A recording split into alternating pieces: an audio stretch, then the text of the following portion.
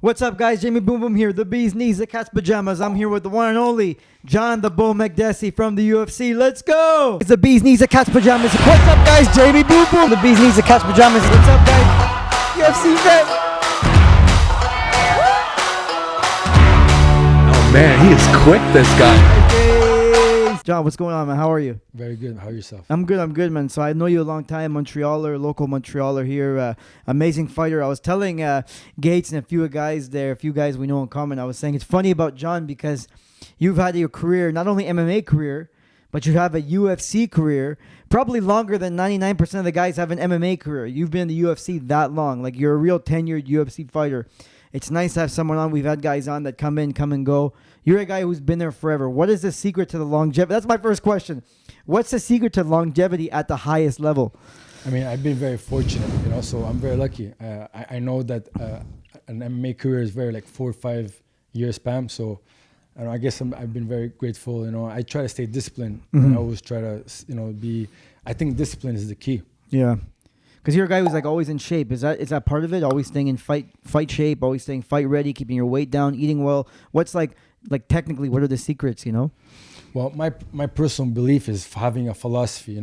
I've been doing martial arts since the age of 6, so I've been training my whole life. It's a way of living. It's also just try to be very live in moderation and simplify your life as much as you can, and to preserve your body, your mental health is very important. I feel like you get into the fighting business and it's always go, go, go. It's very intense. You have to kind of listen to yourself, listen to your body, and really trust your intuition. I feel like a lot of fighters, they get misguided. They get miscoached, and it's a very tough business. Yeah. You need to have passion. You really need to be ready to die for what you love for. With me, I had a lot of adversity. You know me for a long time. I've been always a type of person where I always believed in following your heart and following your passion, and if and letting things happen, letting things unfold. That's awesome, yeah. Because again, I want to get into that right away because it's so interesting. You're not a spring chicken. We're both the same age, 36. Obviously, when you fight, you don't look that age. But you were talking about maybe preserving your brain, preserving your body. Is there, a lot of guys, Donald Cerrone came out and said less sparring, Max Holloway. Are you sparring less now that you're a little bit older? Or do you feel like you still need to spar as much? Or what does that take? The sparring is always there. Sparring, you need sparring. It helps your timing, your reflexes, and it also gives you that, you're getting ready for a fight. You know what I mean? But it's also about training periodically. I don't spar all the time. I'm not always getting, and I truly believe in that, being more intelligent with the way you train. I don't want to beat up my body all the time. My last fight in April, I had a torn rotator cuff tendon, and I fought with it, and I broke my second metatarsal in the fight. So I was already injured. So it's like you said, age does. Being older, you got to really adjust, and you really need to improvise with the injuries and with all that. You know what I mean? So it's a lot of improvising. A lot of improvising on the spot. I guess if I can understand, it's not always you're talking about go, go, go. You're trying right now at your age. You've learned a lot. You're trying to look, maybe I won't spar super hard. Maybe is it more technical sparring, or and then when you have a fight, you do hard sparring, or what does that entail? No, the actual sparring is very intense. Very intense. It's just a short period of time, though. I'm not going to be sparring for let's say I have a fight schedule. I'll be doing between 6 or 7 weeks of training camp. 2-3 times of sparring sessions a week. Yeah. Right? But for a short period of time versus where everybody's always every day sparring throughout the whole year. So we talked about that, what everybody's doing. We talked off air a little bit about the direction of where MMA's gone, where it's going, where you've been with it. You're one of those guys, a real pioneer of the sport, especially in Canada, man. You helped parallel with guys like GSP, guys like Dave Lacroix-Loiseau, guys like, the Sahabi and everything. You were right there with them, especially a guy who made the UFC. What year did you get the call for the UFC? Well, my background is Taekwondo, karate, Kempo, point sparring, and then I did kickboxing. Then when I got introduced to mixed martial arts, I was at the age of 22, 23. I just finished pretty late. Yeah. I just finished college. So I came into the game very later ages, and then I got signed with the UFC at the age of 26 after 7 fights professional. Wow. What was your record at that point? 7-0. Yeah, that's awesome. And then what was your? Because we all know you watch you fight. I mean, you've got knockouts, spinning back fist knockouts. You've got some knockouts that are they'll be UFC highlights forever, man. It's just amazing to watch. But my question is, At what point, because everybody knows you got that great stance, sideways stance, you switch stances, you're an orthodox, you can go both sides. I even, at one point, I thought you were a southpaw because, you can play both sides so well. At what point did you say, okay, I really need to take up some grappling? Because that's interesting for a striker, because I'm the opposite, Yeah, At what point did you say, okay, I've got to grapple with some of these guys? Well, I was very lucky, I had great teachers, and the Taekwondo base, very explosive, a lot of kicking, a lot of spinning. So that helped me kind of incorporate with the karate and then the kickboxing, where you start developing your hands more, a lot of boxing oriented. Yeah. And then mixed martial arts, you're gonna pretty much learn everything. So, I was thrown with the wolves, you know what I mean? The high level grapplers, high level wrestlers. So you need to learn, right? It's a lot of turbulence. So you have to go through the meat grinder, you know what I mean? So it's a very tough business. You have to really endure it. So it was literally like, look, I'm in MMA. There's guys here who are grappling hard. I've got to grapple hard. I've got to learn right away. 100%. Yeah. I focus only on my weaknesses. That's the ironic part, because if you look at my resume, I'm 100% striker. Mm-hmm. But I purposely done that. If you look in the UFC, you got guys who are 40% grapplers, 50% stand-up. You have mixture of different things. But I knew that it was all about entertaining. And I believe this is why I'm so contracted with the UFC, because they want to see excitement. And I know the How many years have you been contracted with them? Since 2010. Oh, shit. So I almost started, 12-year UFC career. I was with the Fertitta brothers, now it's the new owners. Mm-hmm. So I see the evolution, and now it's all about, like, look at the like Paul Logan, Jake Paul. This is a new evolution. Like I come from a traditional where you stay quiet. You very, like, I'm not outspoken. I'm not a guy who's gonna trash talk. I'm not a guy who's gonna talk a lot about my skill sets. You know what I mean? But if you look at my history of my fighting, I'm pretty much, I take risks. I try to stay in the pocket. I try to exchange shots. I fought tough 155ers in my division, so. Yeah, they never gave you I never had an easy fight in UFC. I don't remember you ever having a holiday, My first fight in UFC, I fought a guy who had double my experience. You know what I mean? So it's, once you're in that UFC. Was it the Hallman fight? Or? Pat Otterwood and then Dennis Hallman. I got matched up with Dennis Hallman he came down from 2 weight classes, over 80 fights, fought in Pride. He didn't even make weight against you. And he was on TRT at that time. He didn't make weight against you. He did not make weight. Yeah. Exactly. Yeah. But so that's nothing, It's growing pains again, like you talked about. You're someone you've stood the test of time. So like, it's like I always said, as a wrestler, amateur wrestler, and I always said, like, there's guys that are maybe beating me now, but when it's important, I'm gonna pass them because I'll stay with it. I'll train smart. I'll have good coaches, and I guess that's a tribute to you, because look, you're still there, you're still fighting, you've got a head on your shoulder. You talked about, like, Logan Paul and the evolution of what combat sport is now, because again, I grew up alongside you with GSP and all these guys, and everybody was martial artists first, you fight first, and all that stuff comes secondary. What do you think? What does a guy like you think now, an old timer, a real veteran of the game? What do you think about these guys who speak a lot, or these guys that kind of, they're getting out there, they're doing self-promotion? What do you think about all that stuff? Or is that just like, you don't worry about it and you do your thing still? No, 100%. You have to look at this. You gotta pay attention, especially when you're an athlete and you're a martial artist. That's the new evolution. Like, that's the thing. We look at Conor McGregor. You need to sell tickets. You need to talk. You need to be outspoken. You need to have a personality, and you need to be exciting. Mm-hmm. Now it's all about that. Now fighters are promoting themselves. You know what I mean? So you got to learn everything, not just be a fighter. You have to be able to handle, media. You need to sell yourself. You got to sell the fight. So it's like you got to learn everything. And so there's more to it. I feel like it's more challenging for a lot of fighters, because most guys are not capable of understanding that aspect, and they're not coached properly. The psychological aspect of fighting is probably the most underestimated thing in the fighting business, because coaches can teach you a technique, but they can't mentally. To prepare you mentally is probably the most challenging aspect. Yeah, for sure. Yeah, it's crazy that you say that. I love that you're looking at like that at your age and how long you've been in the UFC. You realize that, look, there's an evolution to fighting. There's an evolution to speaking and to being marketable. So that's something. We met Marcella, who is your... She's my marketing. She helps me my marketing, and I'm very lucky, in a sense where my goal was to always have a team around me to focus on to focus on things where I don't want to focus on. My focus on my skill sets and being a good fighter. Then having other guys behind me, with the bullwear, with the bull nutrition. It's all about surrounding yourself with clock-minded people, who are positive and who all want the same thing. It's like it's a team effort, right? Yeah. It's creating synergy. I'm a big believer in that. That's awesome. So right now, for John the Makdessi right now, we see you training at the MMA lab in Arizona. You've made that your second home. I mean, at the age, I like warm weather. Montreal is very cold. Yeah. The older I get, I just want to go mostly to the sun.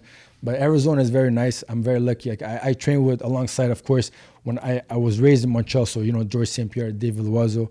And then I was very fortunate. I went to Wisconsin. I trained with Anthony Pettis. I trained now I'm with Ben Henderson. I always wanted to evolve.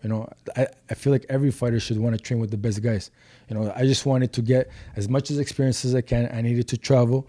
I wanted to expand my horizon. Right now, my journey is out of Arizona. Right now, I love that state. It's a beautiful state. Anyone that doesn't, if you ever want to go visit Arizona, it's a beautiful place.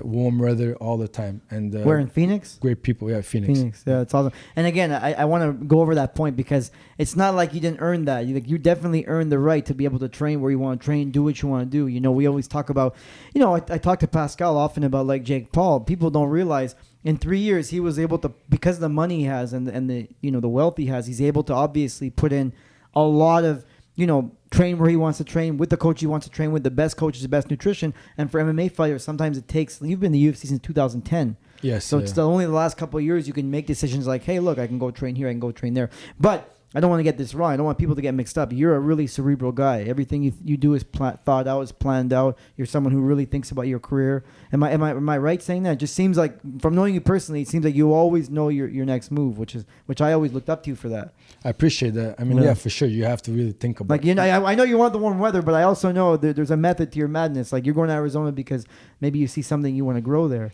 Well, look, Ben Henderson, everyone knows Ben, and I always I watched his fights, and I was very fortunate. I had an opportunity. Life is all about holding on to opportunities. When you have an opportunity presents itself, I took it. I got invited to go to the MMA lab to train with Ben.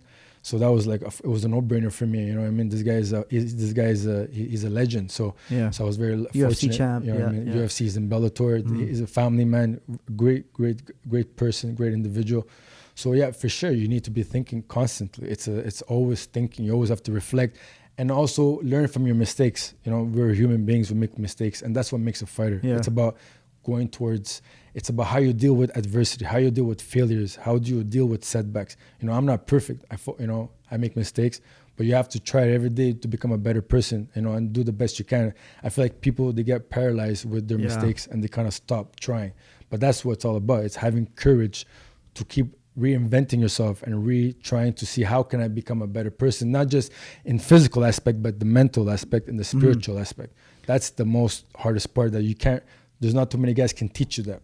You need to want to learn, personal growth, personal development. Yeah, it's like the Indians say, when the student's ready, the teacher comes. Sometimes the student's just not ready. Of course, yeah, exactly. Yeah. Some guys you can't coach. Yeah. So I want to circle back to one thing just real quick. I mean, we talked about, David Loiseau, George St. Pierre. Obviously, we're here in Montreal, the Boom Boom Show. We're so happy to have you. You're a Montrealer. Your career started, when you start MMA, was it at TriStar or was it with another MMA gym? No, that was everyone knows, if you want to pursue a mixed martial art gym, fighting career, that was the gym to go, and in all of Canada, TriStar was the funnel. So you went from straight from my background of martial arts and went straight to TriStar amateur. Yeah. I had amateur fights, and then I got contracted with smaller promotions, and then once the UFC called me.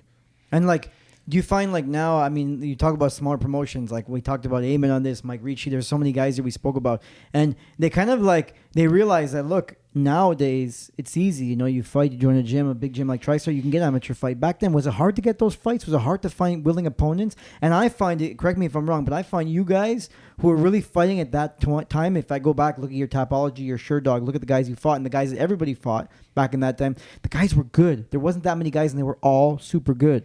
Was it hard to find amateur fights back then, and were the guys super good at that point? I mean, at that time, in amateur speaking or professional? Yeah, amateur. Yeah, well, they had their own smoke show, right? They had people like smokers. They had their own TriStar was such an established name, so they had promoters. They had amateur fights in what do you call it, in the Indian Reserve? In the reserve, in Kanawaki. Kanawaki. So there's always fights. But then, your first couple pro fights, was it tough to find fights?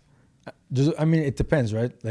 I was promoted by King of the Cage, and then there was a couple other promotions, XMMA. I fought in XMA. Nice. There's always fighters though. I feel like right now it's kind of harder to find fights because of the situation over here in COVID Montreal. and everything. You know, yeah, exactly. But It's back terrible. in those days, I had no problem. There's always someone to fight. But I mean, again, I think that's, John, I think we're also underlooking the fact that that's also due that you were a willing fighter. Like, you were someone who trained and you were martial arts and you want to fight. Because I speak to a lot of guys and it's like, oh, back then I couldn't really find fights. But I think it's relative what you said, because even now they can't find fights. Maybe it's the fact that they're not ready. They weren't seeking out promoters. They weren't the ones knocking on doors. Because I know when I started my MMA career, I wanted to do it fast and I want to fight. I want to fight as often as possible. I took it like the wrestling mentality. You know, you're healthy, you go out and find those fights. So I think maybe that helps too, you know, that you were really looking for fights. You want to be active. You want to be an athlete.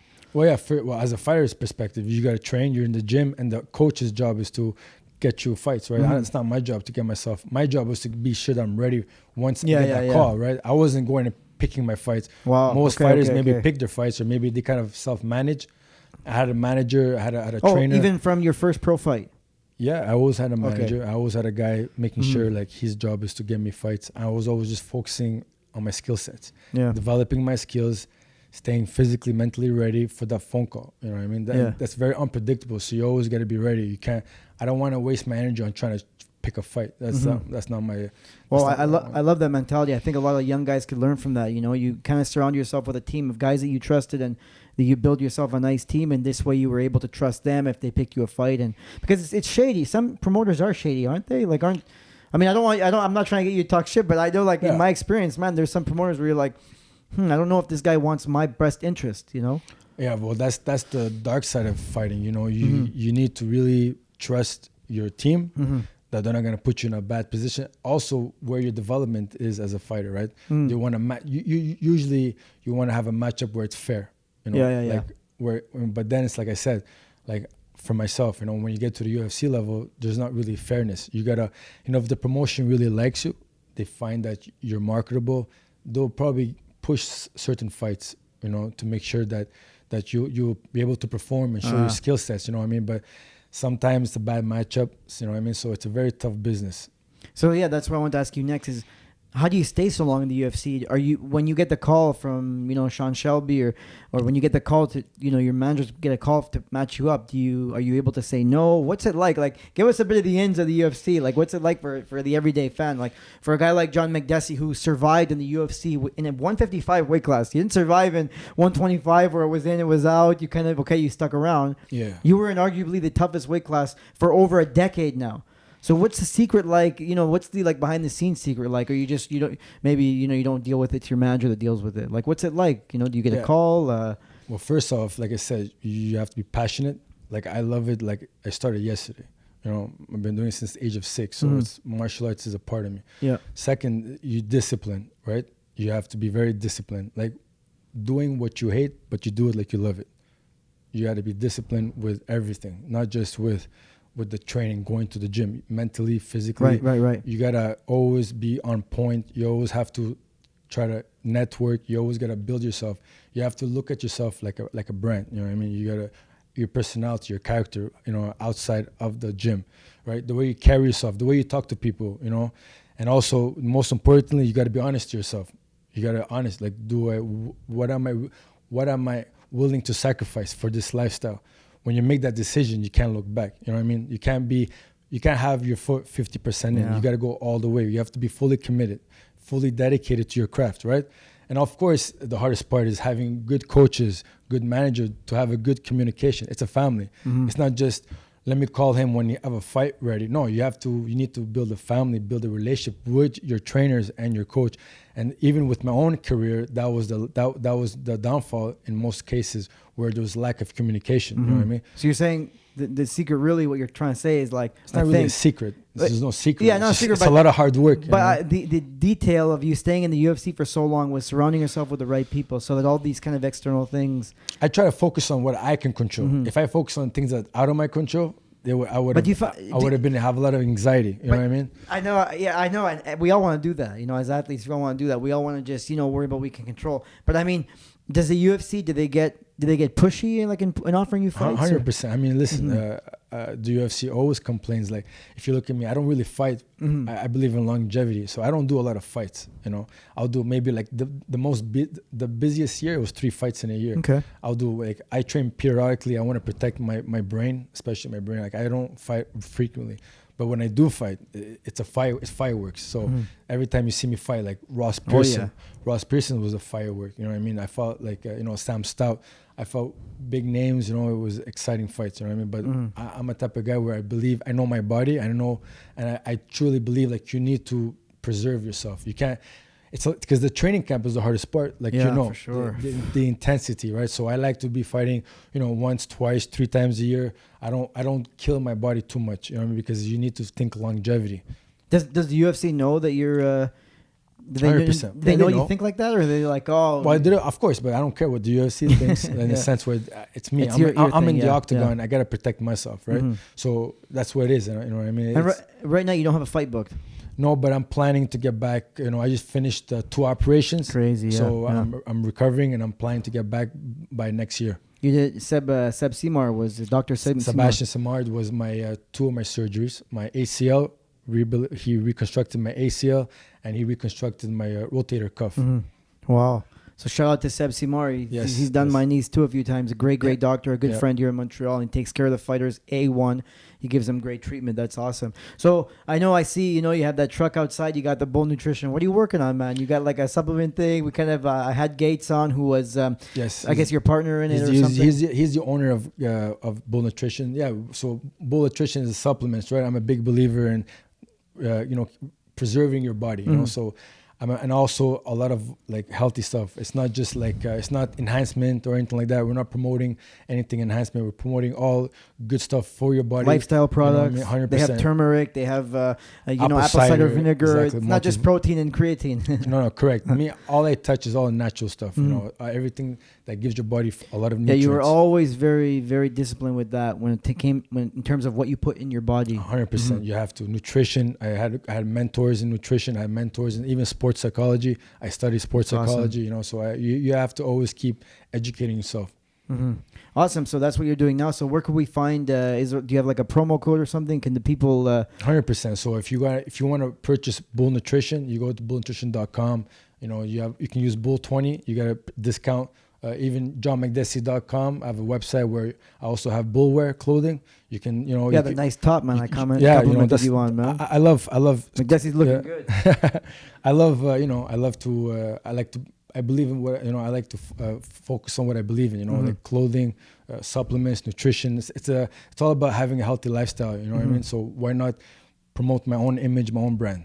So right now you're in Montreal. You're gonna plan on getting a fight soon, and then you'll head back over to the MMA lab, or will you go back to Duke Rufus? I know you spent some time there. What are you gonna do for next training camp? So right now Arizona is my second home. I'll go there. I'll connect with MMA lab. I also have connection with UKF gym. It's all the Mexicans. I'm a big fan of boxing. People, if anyone knows my career, I love boxing. So I have a couple of affiliations over there in Arizona when I do my training camp. How many training camps have you done in Arizona now? It's going to be my 3rd. Wow. Okay. So, because I actually thought you were in Wisconsin 2 for years. the last 2. No. Wisconsin was 3 years ago. Man, so you're really growing. You're getting like, with all this knowledge that you've picked up, are you going to coach, man? I also went to Thailand. I trained with the Phuket top team. With all this knowledge, you're going to coach, or what are you going to do with all this knowledge after? I mean, 100%. You have to do. I like to mentor guys. I don't want to consider myself as a trainer.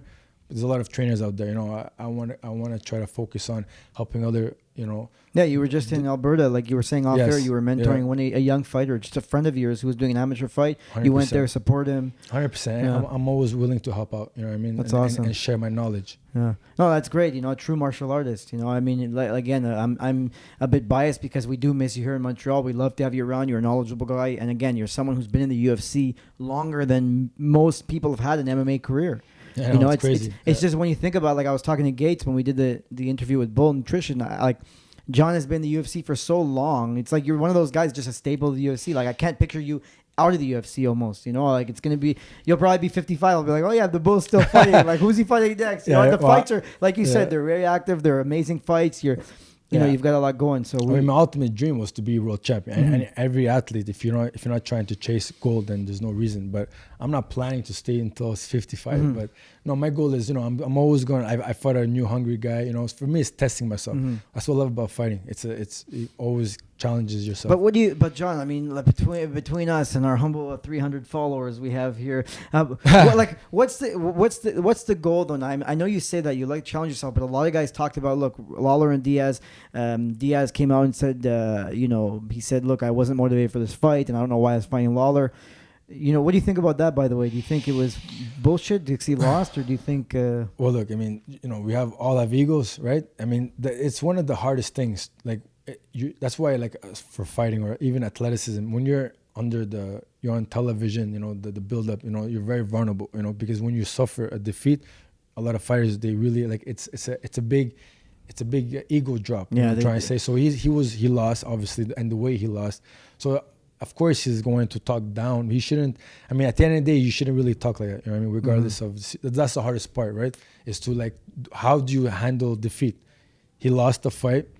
Was he motivated? Was he not motivated? That was too late. You know, that's not the point where he should talk about that. So that's just finding excuses, you know what I mean, to justify.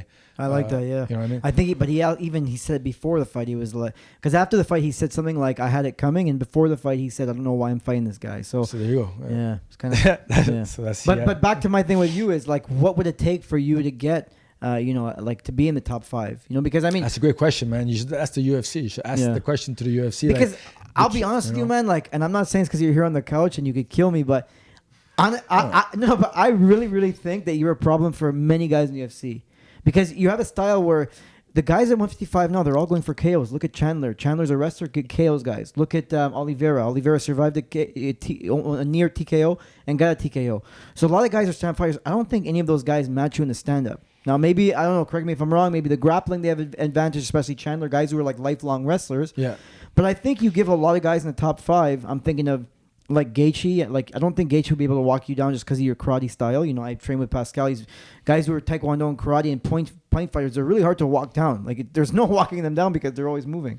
You're a guy like that. If I look at Chandler, I mean, you know, the guy barely wrestling guys anymore. He's using his hands. We don't see you eating an overhand right. So don't you look at those top 5 and you're like, fuck, man, like, you know, I could compete with those guys. 100%, of course. At the end of the day, it's all about believing in yourself and who you surround yourself with, right? These guys come from good camps. You know, those guys are obviously they're very successful with their skill sets, and they want to see violence, right? They're like the UFC. It's all about putting pressure and going out for the knockout, right? You always have to go out there like you want to hurt the guy. You have to have that mentality. You can't go in there being conservative.